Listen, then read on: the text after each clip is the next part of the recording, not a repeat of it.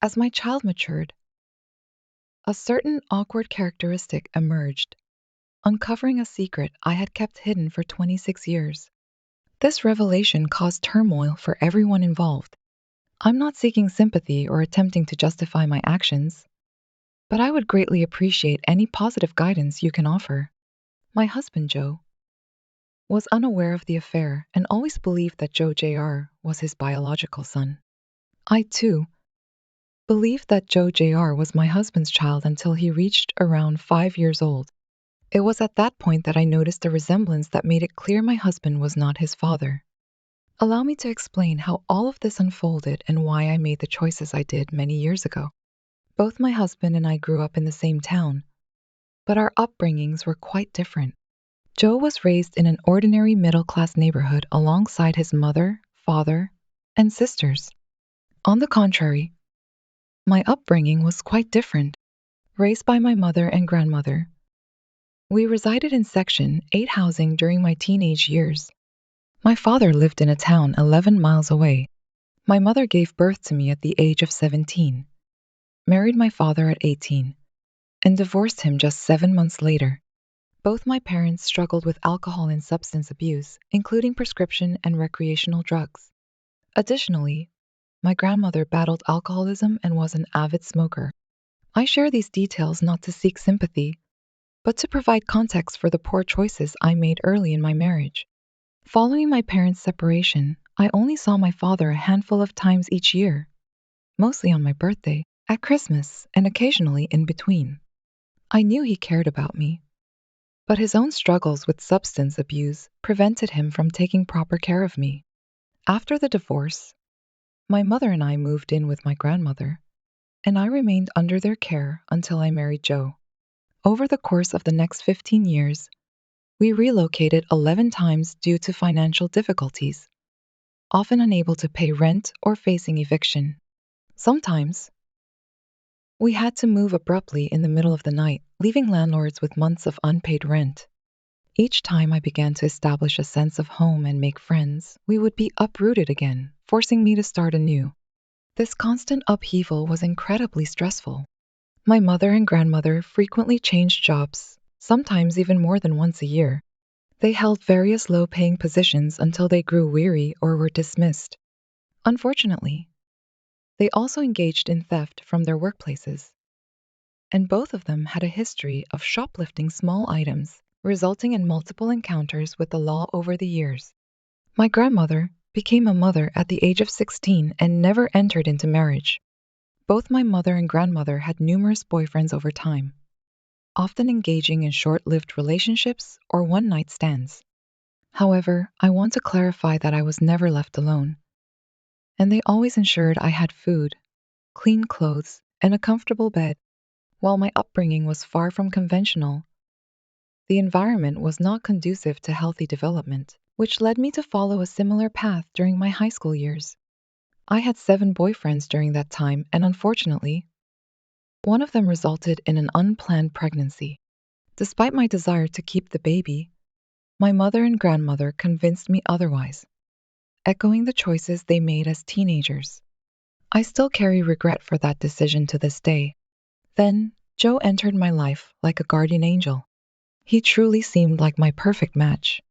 I encountered him while working at an ice cream stand in our town. One day, he approached the window, seeking my recommendation. We engaged in a brief conversation, and within 5 minutes of meeting, he invited me on a date. At the time, I was 17 years old, while he was 21. Despite our differences, we immediately connected. Joe was reaching the end of his college studies and about to graduate, whereas I was completing high school. He excelled academically, and despite the challenges in my environment, I also maintained respectable grades, hovering around the A to B average. Initially, we started dating as friends, spending 3 months together before even sharing a kiss. I will forever cherish that night. It was truly special. Joe took me out to dinner on an old paddle wheel boat which cruised along the river. Following our meal, we stood on the deck, admiring the breathtaking scenery. Suddenly, he embraced and kissed me, confessing his love. I reciprocated those feelings. From there, Things escalated rapidly, and we fell deeply in love. After graduating, Joe secured a job in the largest city in our state. Concerned about leaving me alone in an unfamiliar place, he asked me to move with him. We resided together for 4 months before spontaneously deciding to get married at the courthouse. You may wonder if Joe was aware of my past, and the answer is yes. He knew everything. Our parents, however, remained unaware until we shared the news. My mom, dad, and grandma were thrilled for us, but Joe's parents expressed disapproval. While they were accepting of Joe dating me, they were opposed to our marriage due to my reputation in high school and my family's history with substance misuse. Fortunately, Joe disregarded their concerns, and we embarked on our married life together. Using funds from his parents for the down payment and obtaining a high-interest loan, Joe purchased a small house for us in an up-and-coming neighborhood within the city. We faced financial struggles and had minimal furniture for quite some time. Joe's demanding job kept him occupied, leaving me alone in our unfamiliar city. To keep myself engaged, I found employment at a nearby frozen yogurt stand. It served as a means to leave the house and connect with individuals in the neighborhood. It was there that I met our neighbors, Cheryl and Charles, a couple in their early 40s. Charles worked as a truck driver, and Cheryl was a stay-at-home mom to their 5 children. They were the only residents in the neighborhood who did not possess significant wealth, resembling the kind of people I was accustomed to. As we grew acquainted, I often spent hours conversing with them on their porch. They displayed immense kindness towards me and became like family, particularly since Joe's work commitments kept him preoccupied. Now, let me get straight to the point. One week, Cheryl was hospitalized, and Joe was away on a business trip. Upon completing my shift at the frozen yogurt stand, Charles encountered me and proposed grabbing a meal together at a local fast food establishment. After completing a grueling 10-hour shift, exhaustion enveloped me. Despite my weariness, I agreed when Charles proposed grabbing a bite to eat. Once we finished our meal, we made our way back to our familiar street. During our conversation, I mentioned the persistent issue of a leaky shower faucet that I couldn't repair. Surprisingly, Charles offered his assistance, and true to his word, he fixed the problem. We then settled on the couch and engaged in heartfelt discussions. As the night progressed, our connection grew stronger. To avoid any potential prying eyes, Charles departed discreetly at 2:00 a.m. The following evening, he surreptitiously visited again, arriving after midnight and remaining until morning. After our second encounter, guilt overwhelmed me, prompting both of us to unanimously decide to cease our actions and never speak of them again. Reflecting on those days now, it's perplexing. I cannot fathom why I allowed myself to engage in such behavior. Charles held no physical appeal for me. He lacked conventional attractiveness, muscular build, and financial stability. He was of short stature, dressed in worn-out clothes, and possessed limited means. I believe our connection stemmed from his resemblance to my father. Following that regretful chapter, I redirected my entire focus towards Joe, seeking forgiveness from God for my transgressions. I made a solemn promise to dedicate the rest of my life to making amends to my husband, a vow I have faithfully upheld. Joe returned from his trip, and we resumed our married life as before. However, my newfound love and care for him intensified. 6 weeks later, joy mingled with surprise as I discovered my pregnancy. While I acknowledged a slim possibility that the baby might not be Joe's, I never anticipated such an outcome. Joe and I spent every day together, often multiple times. Except for the 3 days he was away for work, I had only been with Charles on those 2 nights, ensuring he took precautions. Following those encounters, I severed all ties with Charles and Cheryl, never to cross paths again.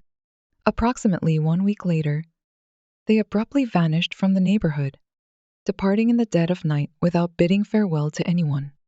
Unbeknownst to the residents, their home faced foreclosure, a secret they chose to keep hidden until their sudden departure, evading eviction. The revelation of my pregnancy posed significant challenges, confining me to bed rest for the final 2 months. However, My devoted husband cared for me tenderly, reinforcing my love for him, if such a thing were possible. At the age of 19, I gave birth to our son, whom we named Joe Jr. The immense joy and pride it brought Joe were palpable. Initially, for several years, I genuinely believed that Joe Jr. was indeed Joe's child. However, as time passed and he reached the age of 5, it became apparent that his facial features, body shape, and even the contours of his head closely resembled Charles and his other children.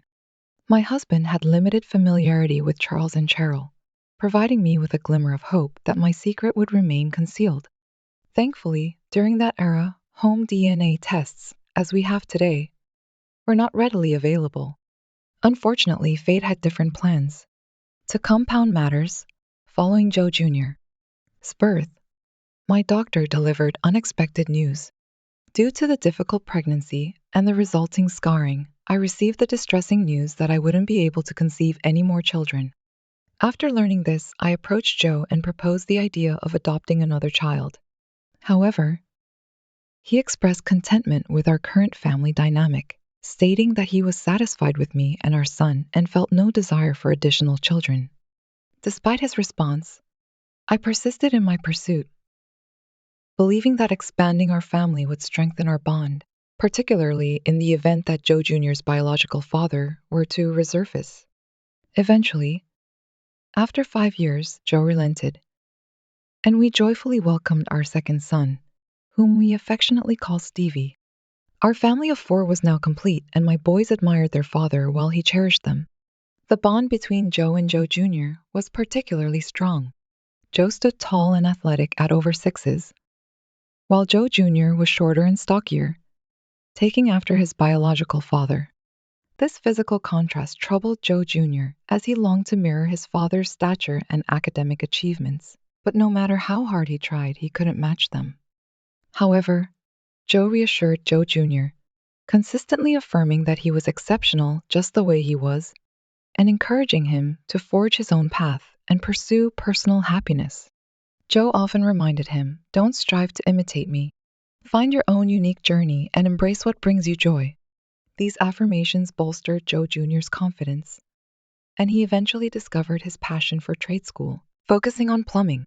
He now holds a well-paying job and is happily married with a child of his own, whom he named Joe III. It's clear that he holds his father in the highest regard. However, the next part of the story becomes increasingly challenging.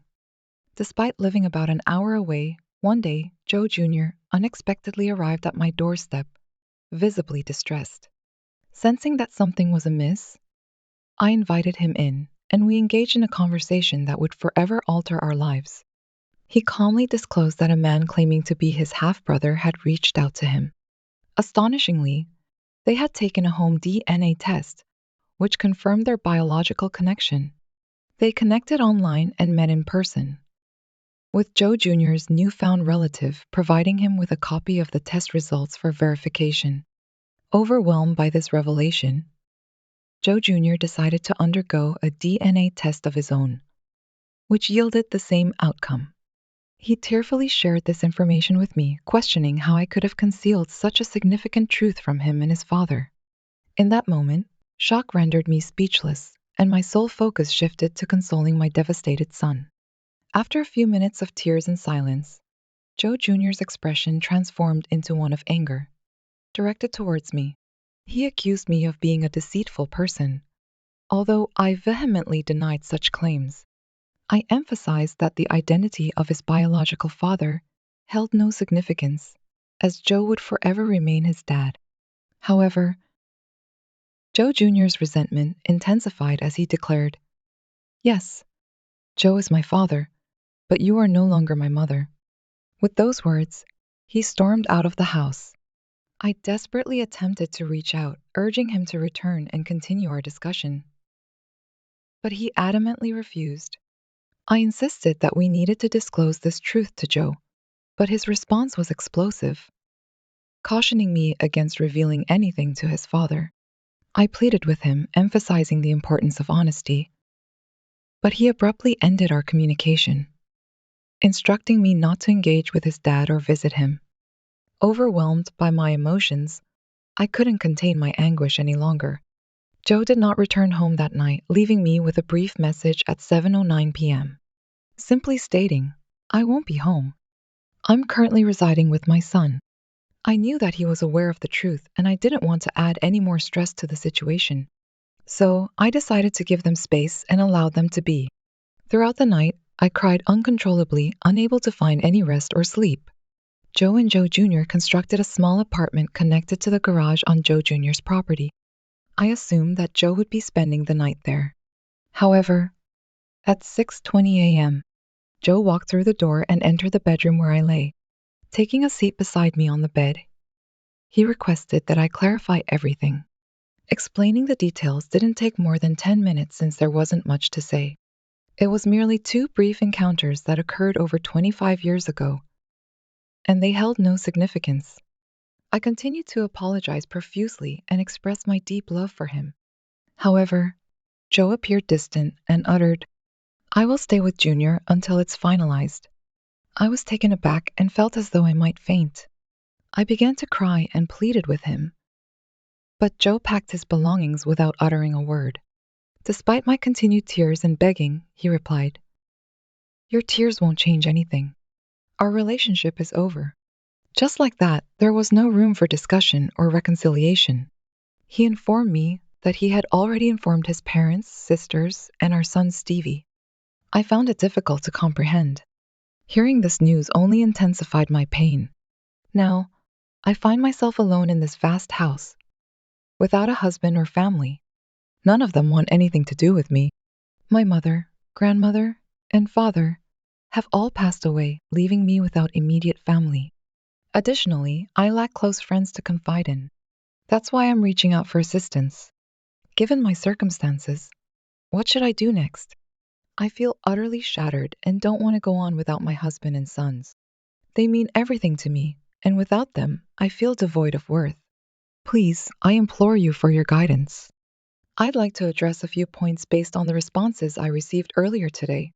Firstly, please don't worry about me causing harm to myself.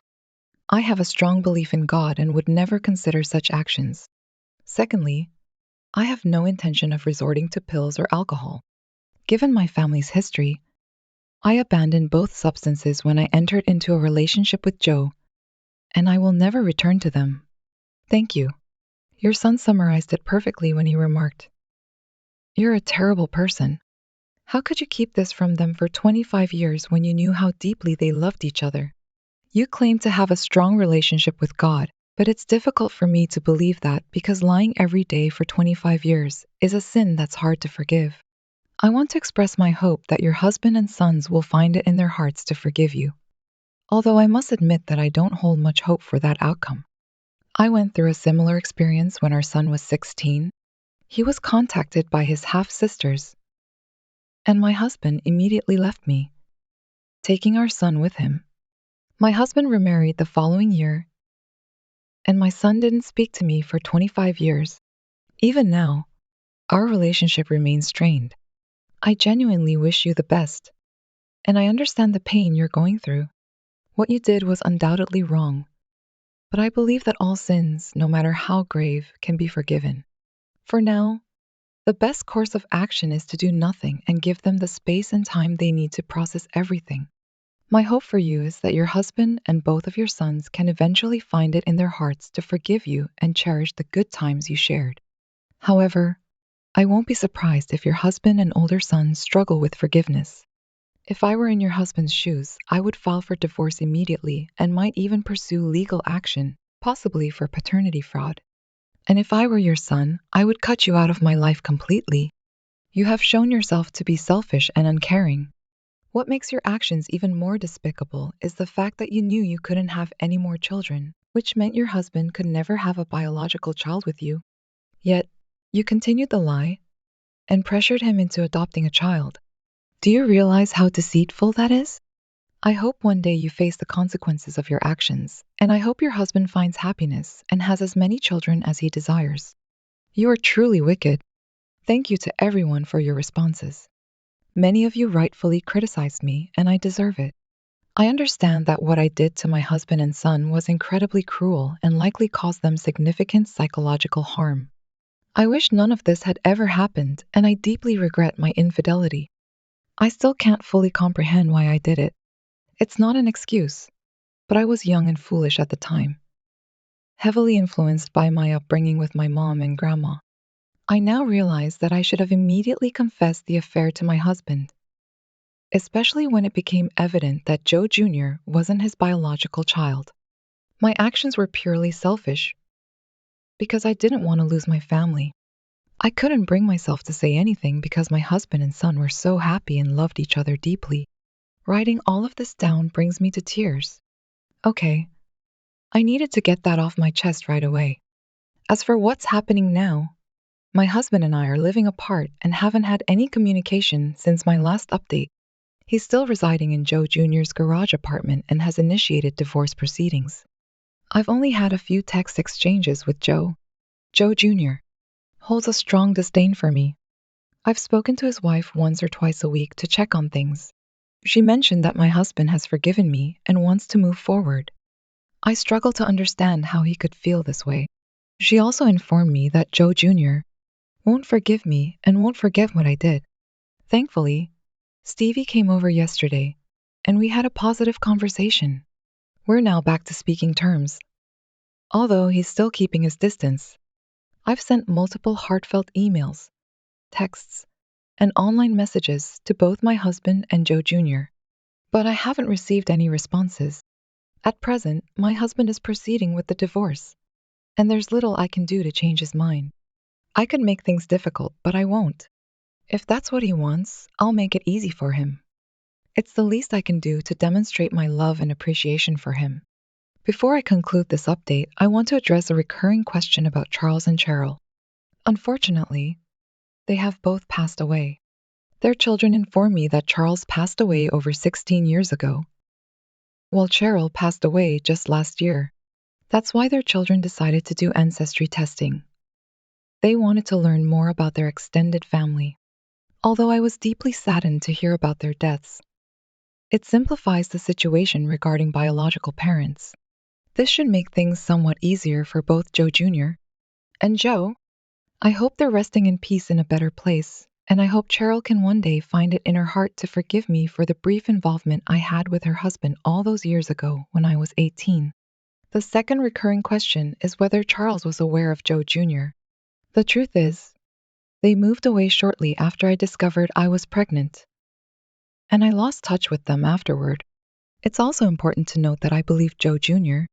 was actually Joe's son until he was around 5 years old. That's all I have to share for now. Thank you for all the responses to my story. After more than 2 years, I wanted to provide an update on my life story, in case anyone is still interested. Since the start of the lockdowns, like many of you, I've been spending most of my time online. Let me begin by giving you an update on my marriage to Joe. We got divorced in December 2017.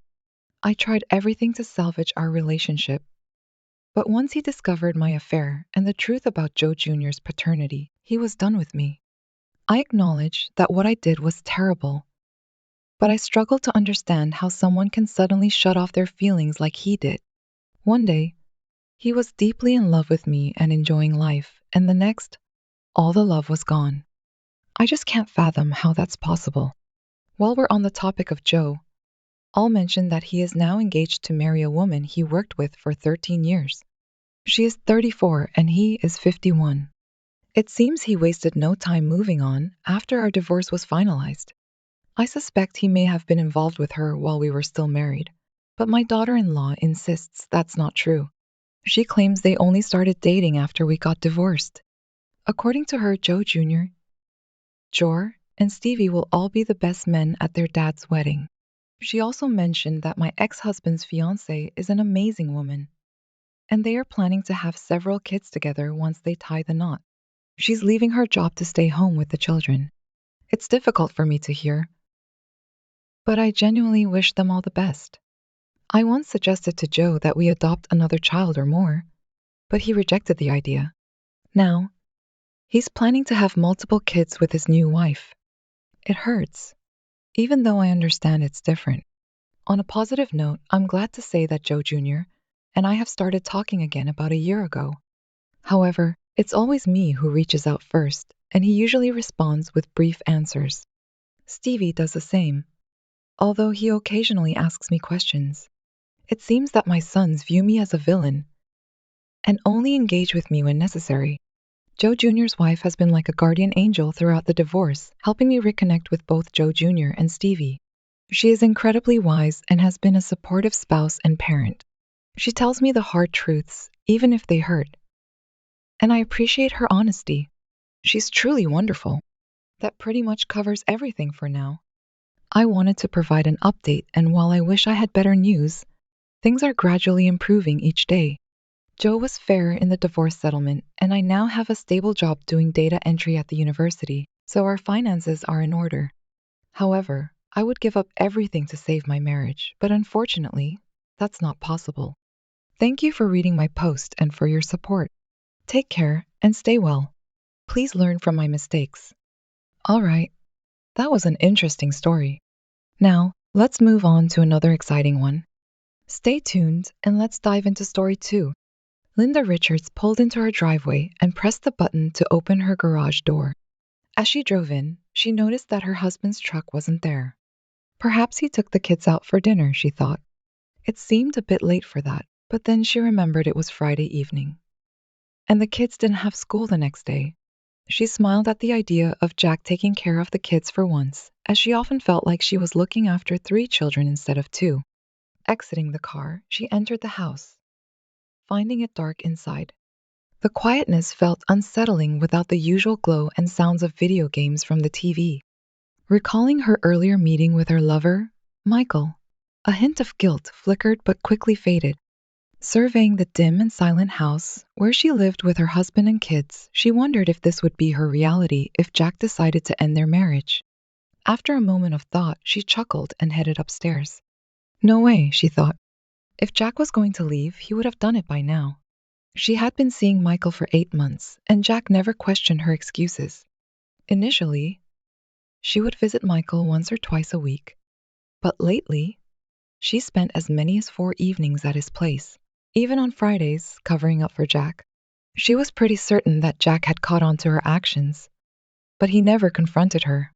He didn't even question her when she lied about attending a weekend conference in New York about a month ago. The truth was, she spent that weekend with Michael in New York, who was the only one actually attending the conference. She was his guest for the entire weekend.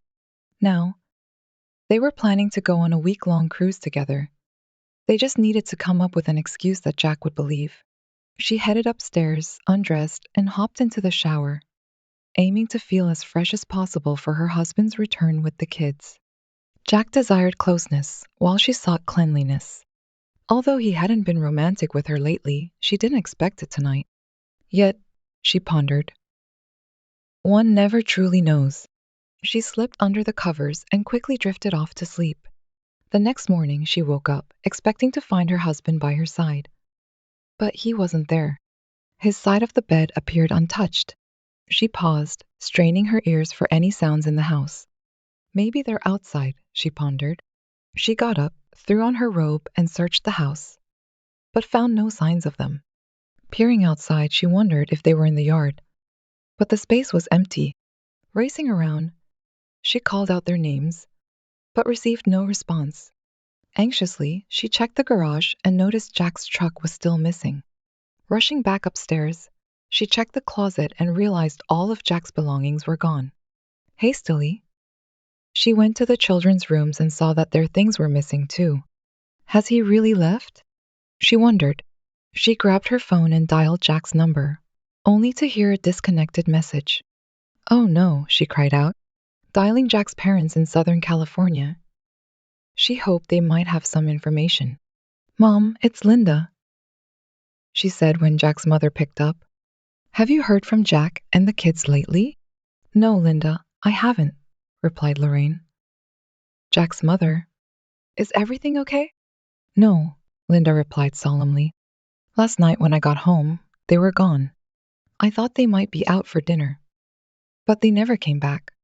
When I tried calling Jack, his number was disconnected. Lorraine explained, You might want to consider contacting the police and reporting them missing. I'll do that. Thank you, Linda replied. After their conversation, Linda headed to the kitchen for a cup of coffee.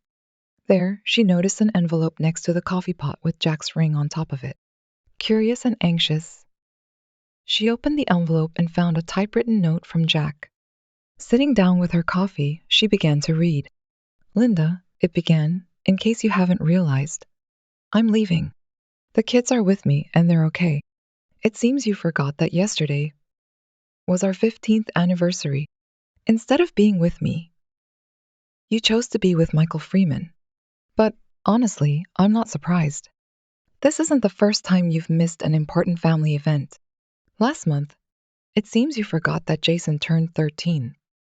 I told him you were tied up with work and couldn't make it, but I knew you were actually in bed with Freeman. Remember how you did the same thing for Allison's birthday 3 months ago? She was devastated when she found out you chose your lover over her. And what about Jason getting hurt playing football at school 2 months ago? You weren't there for him because you were with Freeman. The school tried calling you, but you said you were in a meeting. Then, imagine my shock when the investigator told me you and Freeman were getting cozy at the Hilton that day. I've been aware of your relationship with Freeman for some time now, and so are the kids.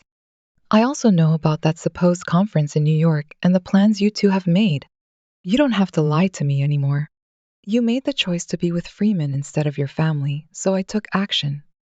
I hoped you would end things with him and come back to be my wife and the mother of our children. Maybe we could have worked things out, but you decided against it. You've been largely absent recently, so now it's my turn to take action. I'm leaving. And since you seem uninterested in the kids, I'm pursuing legal action against Michael for alienation of affection, which is a crime here. I may not be successful, but that's not the point. It's about the principle. You see, I teach children that bad decisions have consequences. Since you chose your lover over the kids and left them with me for 3 or 4 nights a week while you were with Freeman, I'm seeking custody of the children. You might have to pay child support since you earn well. I'm not asking for spousal support. I won't prevent you from seeing the kids, but you'll have to obtain a passport and cover your own travel expenses because we're relocating to Australia. I received a promotion and will be overseeing our company's operations there for at least the next 5 years. I wanted to share this good news with you, but you kept spending your evenings with Freeman, so I never had the chance to celebrate my promotion with you. By the way, you'll find a signed resignation letter in the top drawer of my desk. I'm leaving the house and half of our bills to you. I removed my name from everything, so it's all yours now. Enjoy. And if you contest the divorce, you might end up becoming the next internet sensation in adult films. In addition to your resignation letter, there's a package containing explicit photos of you and Freeman together. These are just a few clips from the extensive hours of video I recorded with both of you. I wish I could say the last 15 years were wonderful, but I can't. The first 13 were decent, and I gave you all my love, but clearly, it wasn't enough for you. You've been distant for the past year or so and have rejected all my attempts to reconcile, offering feeble excuses for your constant absence. You might have noticed that we haven't been intimate for a while. Honestly, the thought of being with you now disgusts me. You may have thought that I didn't care about what you were doing because I never physically intervened. I would never coerce or dictate your actions. That's just not who I am. However, the truth is that you have hurt me more than you realize, and I cannot move past it. So please spare me the cliches and nonsense. You should know that throughout all the years we were together, I never even considered being unfaithful to you. You and the kids were always my top priority. But for the past 8 months, you haven't been there for any of us. Now, it feels as if we don't even exist. I hope it was worth it for you. Don't attempt to reach out to me or the kids. They may contact you if they choose to, but I must warn you, they are not happy with you right now. If you need to communicate anything, talk to my lawyer. Their business card is enclosed in this envelope. Goodbye, Linda. The letter concluded with a simple signature, Jack. With tears in her eyes, Linda folded the letter and placed it back in the envelope. She placed Jack's lawyer's business card on the table, deciding to call on Monday. She dialed Michael's number on her cell phone, and he answered after the second ring. What happened? Michael yelled when she explained Jack's actions. That guy. You said he was okay with everything. I thought he knew.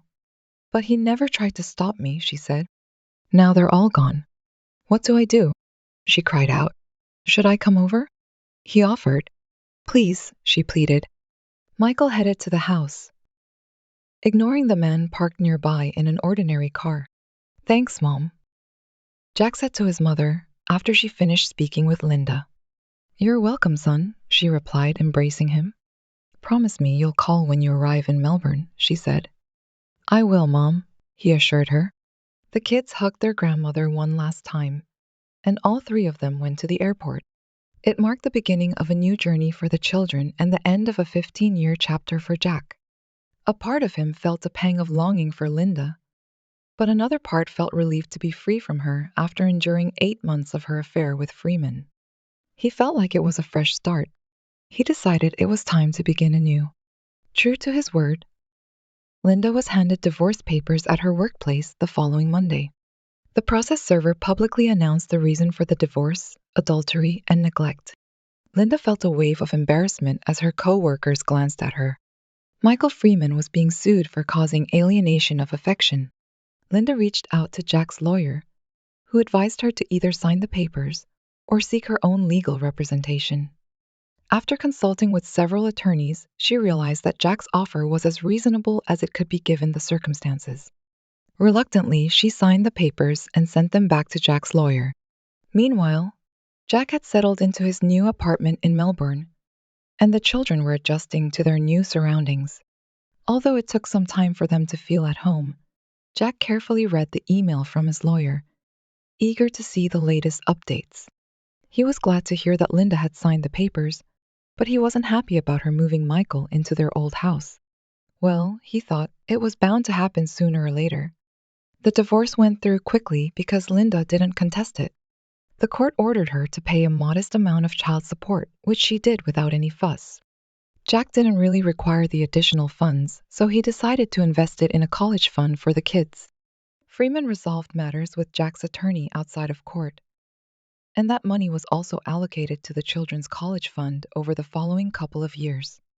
During this time, Linda sent the kids Christmas and birthday cards, accompanied by brief notes for each of them. From these notes, Jack learned that she had sold the house and married Michael, who later betrayed her.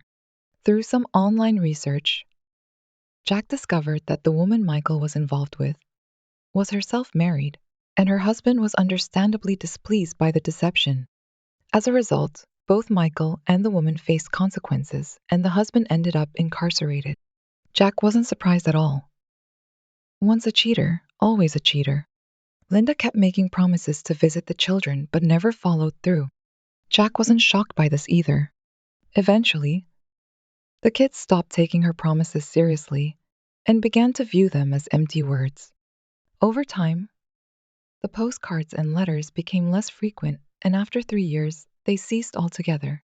On the other hand, Jack met Chloe, a wonderful blonde woman originally from Adelaide, who had relocated to Melbourne 5 years earlier after her husband abandoned her for someone else. They dated for nearly a year before Jack proposed. Are you absolutely certain about this, Jack? She asked. You know, I can't have children. And that's what led my first husband to leave.